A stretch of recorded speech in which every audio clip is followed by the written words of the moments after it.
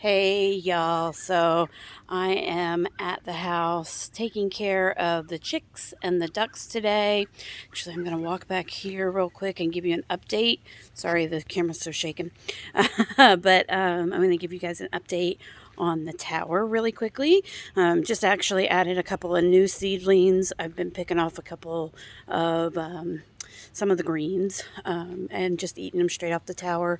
I do still need to get nutrients. I think some of them would benefit quite a bit from nutrients. Um, just haven't had a chance to get out and pick those up yet. But I'm going to turn the camera around, show you how good everything. So as of right now, this is what the tower is looking like. Yeah, so I've got the cantaloupes are doing good. I can't remember what this one is. I think this is the watermelon. Nope, that one's a zucchini.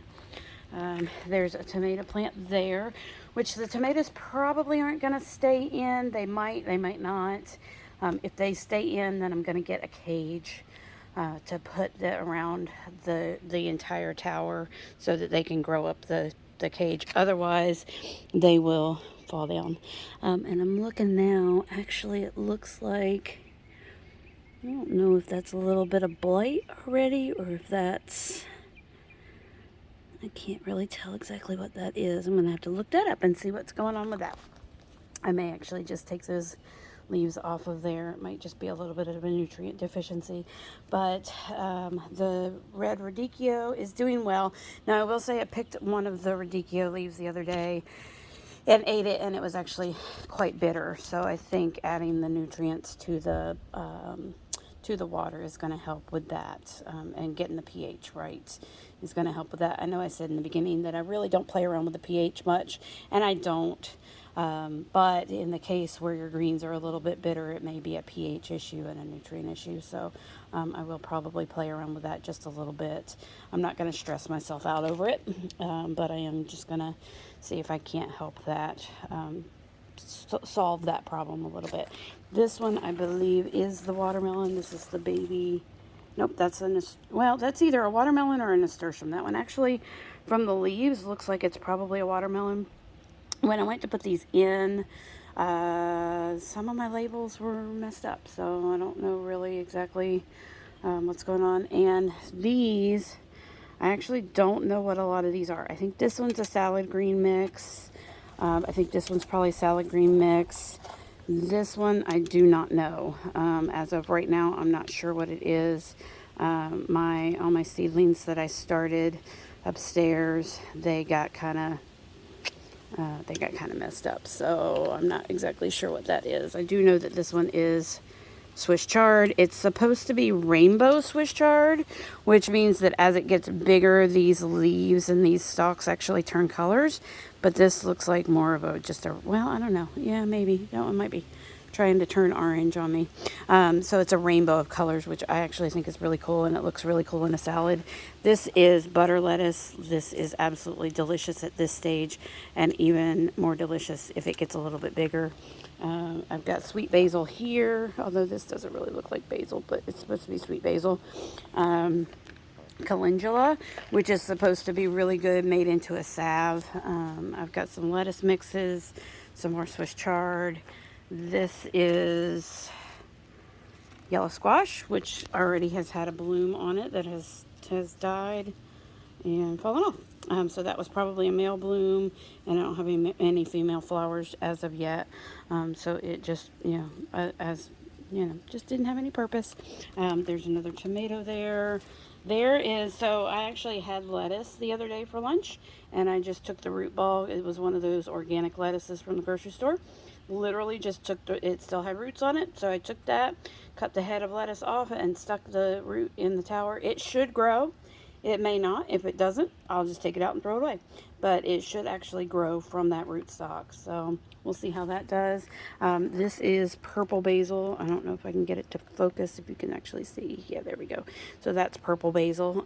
Hasn't grown very much. Hopefully it'll start coming and doing really well here soon. I may actually need to turn the tower. I believe this one, let's see. Yep, that one's a marigold. That one will do better if I turn the tower. So I may actually Todd's out of town for a couple of days. When he gets back, I'll probably have him help me. We do have, it is on casters. There are casters on the bottom, but when it's full of water, even on casters, since it's on gravel, it's got a gravel base and it's not got a flat base. We actually talked about putting a piece of plywood under it, or putting like pavers underneath of it, which I think we'll probably actually do here sometime soon. I think we'll try to see if we can't get some pavers pretty inexpensively that we can put on it. Having it on pavers and or plywood or whatever makes it easier to turn, and makes it easier just to kind of maintain if I need to move it. Because when it's full of water, it's got 15 gallons in it, and 15 gallons of water weighs a lot at 8 pounds a gallon. So there's the tower. It will get a little bit more sun here soon. As the sun kind of comes over the house, it'll get a little bit more sun. But it's actually in a really good spot. It gets a lot of morning sun. It'll get a little bit more afternoon sun, and I believe Todd's planning on limbing up a couple of these trees over the driveway as well, so it'll get some more sun throughout the afternoon. If it doesn't do well here, if things aren't growing, in a couple weeks we'll move it. We'll find another place for it. There's plenty of other places on the property that it can go. So now, what you guys have all probably been waiting for, the updates that you guys are usually asking about. So I came so that I could take care of duckies and chickies, and oh my gosh, have they grown. So we had a little bit of an issue. I've got the ducks here in a little area with the pool that I filled up with nice cool water. Of course, it's already dirty. Have it in a sunny spot so that the water's not too terribly cold.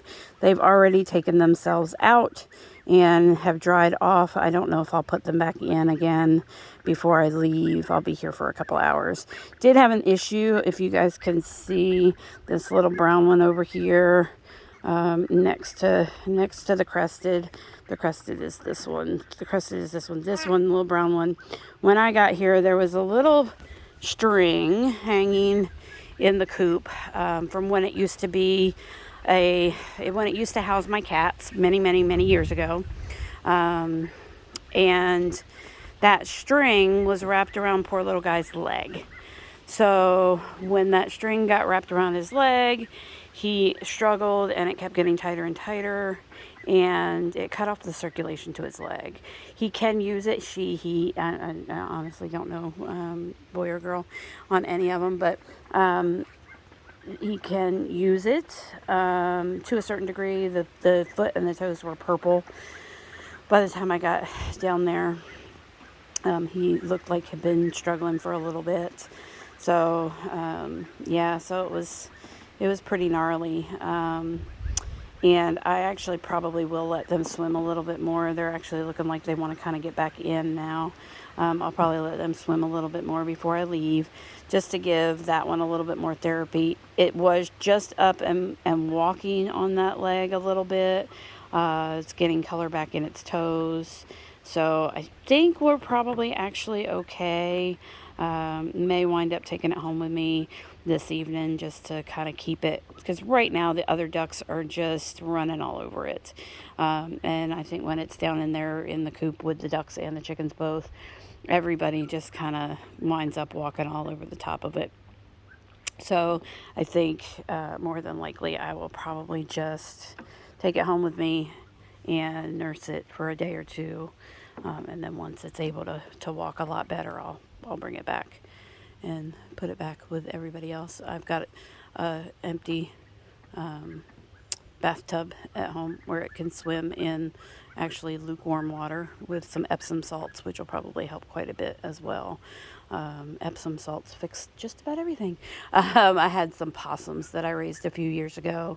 Gosh, a few years ago. It's been 20 some years ago. I had some possums. You could see how he just kind of dragged himself over to the water.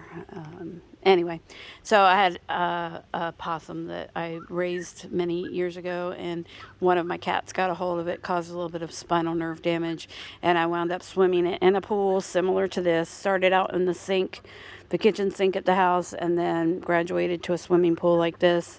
And within a couple of weeks, it was 100% back to normal. I don't think it even took a couple of weeks. So just kind of wanted to give you guys a little bit of an update. I know all these are updates, right?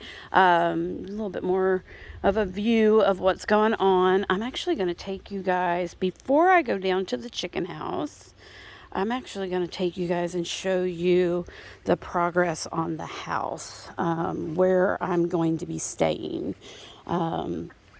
So as most of you know, my friend Todd is fixing up his basement, and it's going to be home for me and the dogs and the kitties for a couple of years, probably a year, maybe 2 years. So disregard the mess.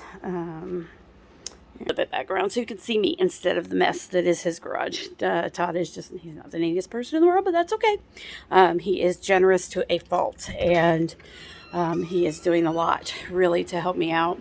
He always has. He helps everybody he knows. He's friend to all and many, and just an all-around great guy. So let me back up a little bit. So off of his main garage in his basement garage, off of his main garage, this will be my door, and I'll come in, and this will be my primary living space. So this, obviously, there's a hot water heater in a closet that will have a door on it, and then this area will be my living area. My plan right now is to have a dog kennel up in that corner. I'm going to have a futon, a double futon that I got fairly inexpensively at Walmart. I'm going to have that along this wall. I'm going to have another dog kennel here. And then in this, I have a hutch that I'm probably going to put back here to store a lot of stuff. Then this is just in the planning stages. It may change as we kind of get everything moved in. On this wall is where I'm going to put my dresser. And then up in here, we've got a TV mount. We're going to mount my television up there in the corner.